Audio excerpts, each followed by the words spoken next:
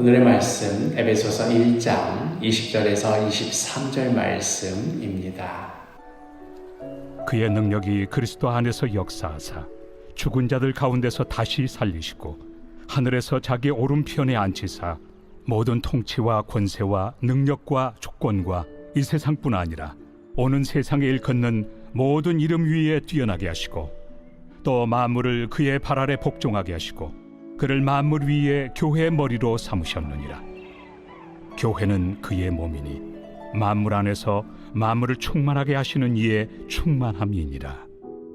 우리가 어제 함께 묵상했던 말씀 중에 에베소 교회 성도들을 위하여서 바울이 기도하던 내용, 어제 19절에 그의 힘이 위력으로 역사하심을 따라 믿는 우리에게 베푸신 능력의 지극히 크심이 어떠한 것을 너희로 알게 하시기를 구하노라 하면서 바울이 기도했던 내용이었는데요.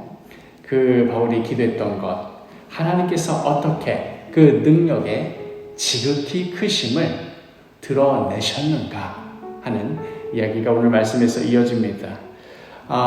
물론 우리가 하나님의 능력 하면은 하나님께서 지으신 창조 세계가 어떠한가, 그 장엄함이 어떠한가 하는 것을 떠올립니다.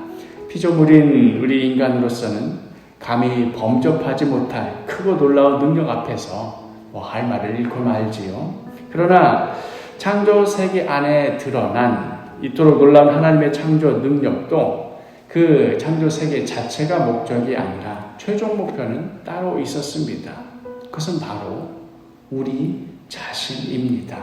이 모든 창조 세계 위에 우리로 하나님의 형상을 입은 그의 자녀가 되어서 하나님의 능력으로 만물을 다스리게 하는 것, 이것이야말로 하나님께서 얼마나 크고 위대한 분이신가 하는 것을 드러내는 최고점이라고 할 수 있습니다. 이렇게 우리 자신이 하나님의 영광을 드러내는 산 증인이 되는 것이지요. 그런데 그렇게 해야 할 우리가 그 영광을 깨뜨려버리고 죄인이 되고 말았습니다. 오히려 타락하여서 하나님과 원수가 되고 말았습니다. 그렇다면 이제 하나님께서 어떻게 하셔야 되는가? 하나님의 능력이 부족하셔서 이제 온 우주 만물을 다시 창조하는 게 버겁기라도 하시는가? 아니면 하나님의 형상을 입은 또 다른 피조물을 만드시는데 뭔가 하나님께 걸림돌이 있기라도 하시는가? 하나님께는 그 어떤 것도 가로막을 것이 없습니다. 정말 하나님 그 정도로 능력이 충만하신 분입니다. 그런데 하나님께서는 어떠한 선택을 하시는가? 죄악된 우리로 그의 자녀로 다시 세워질 수 있도록 우리를 향한 그 사랑을 포기하지 않으시고 이 땅에 그리스도 예수를 보내십니다. 우리의 죄를 다 짊어지고 처참한 십자가 위에서 우리의 죄를 다 감당하게 하십니다. 그리고 나서 이어지는 사건이 바로 부활 사건입니다. 하나님의 놀라운 능력과 영광이 최고조로 드러나는 사건. 무에서 유를 창조하는 천지창조의 사건일 뿐만 그 사건을 넘어서서 이제는 무 정도가 아니라 다 망가지고 파괴되고 쓰러지고 무너진 죽음을, 원래 아무것도 없던 것보다도 더 망쳐진 그 상태를 다시 생명으로 영광으로 바꾸는 능력, 바로 부활입니다. 오늘 본문 20절에 그의 능력이 그리스도 안에서 역사하사 죽은 자들 가운데서 다시 살리시고 하늘에서 자기의 오른편에 앉히사. 예수 그리스도의 부활의 능력으로 말미암아 하나님의 능력이 얼마나 크고 놀라고 위대한가 하는 것이 드러나게 된 것입니다. 뿐만 아니라 21절 22절 모든 통치와 권세와 능력과 주권과 이 세상뿐 아니라 오는 세상에 일컫는 모든 이름 위에 뛰어나게 하시고 또 만물을 그의 발 아래에 복종하게 하시고 그를 만물 위에 교회의 머리로 삼으셨느니라. 처참한 십자가 위에 죄수였던 예수, 아무도 그를 도울 자가 없는 것처럼 보였고 천하의 죄인 중에 죄인인 것처럼 보였던 예수가 이제는 어떻게 된 것입니까? 모든 통치와 권세와 능력과 주권과 이 세상뿐 아니라 오는 세상에 일컫는 모든 이름 위에 뛰어나게 되셨습니다. 만물이 그의 발 아래 복종하게 되었습니다. 예수 그리스도께서 만물 위에 교회의 머리가 되셨습니다.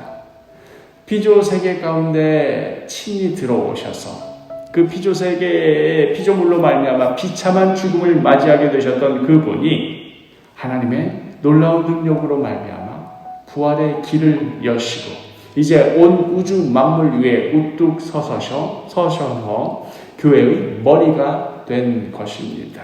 그리하여 23절에 교회는 그의 몸이니 만물 안에서 만물을 충만하게 하시는 이의 충만함이니라. 그리스도께서 교회의 머리가 되신다 하는 말은 이제 교회는 그리스도의 몸이 된다 하는 그런 말로 이어집니다. 우리 머리 되시는 분이 그리스도다.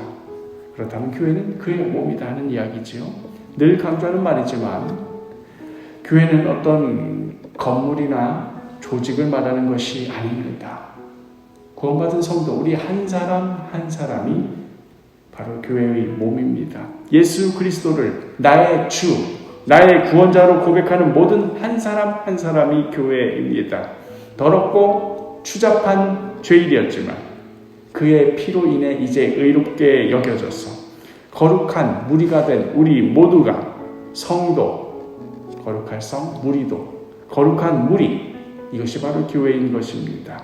이 교회를 통해 예수 그리스도의 권능이 드러나게 됩니다. 만물 안에서 만물을 충만하게 하시는 주님의 충만함이 우리 교회를 통해서 드러나게 됩니다. 우리 한 사람 한 사람이 예수 그리스도의 충만함이 어떠한 것인가 세상이 알지를 못합니다. 그것을 드러내는 통로가 되는 것입니다. 우리가 처음에는 창조세계의 장엄함에 대해서 이야기했습니다. 그러나 그 모든 것들이 그 창조세계 그 자체를 위한 것이 아니라 우리 모두를 위한 것이었습니다. 그토록 귀한 복을 누리게 되었건만 우리는 하나님과 대적하고 원수가 되는 길을 택하고 말았습니다. 그 결과 우리는 사망의 길로 갈 수밖에 없었습니다. 가장 최고조로 행복하고 복된 그 지점에서 저 나락으로 떨어지는 사건, 차라리 아무 일도 일어나지 않았더라면 더 좋았을 정도로 최악의 상황이 벌어졌지만 우리 축구 경기로 따지자면 0대 0으로 비기다가 그러다 마지막에 한 골 넣어서 이겼다 그러면 야 우리가 이겼다 이런 정도 상황이지만 그게 아니라 말도 안 되는 점수를 치고 있었던 상황인 겁니다. 차라리 아무 일도 안 일어났더라면 되었을 텐데. 그런데 그 최악의 사건은 그리스도의 십자가와 부활 사건으로 온전히 회복시키셨습니다. 그리스도의 통치와 권세와 능력과 주권으로 온 우주 가운데 드러나시고 교회의 머리가 되셨습니다.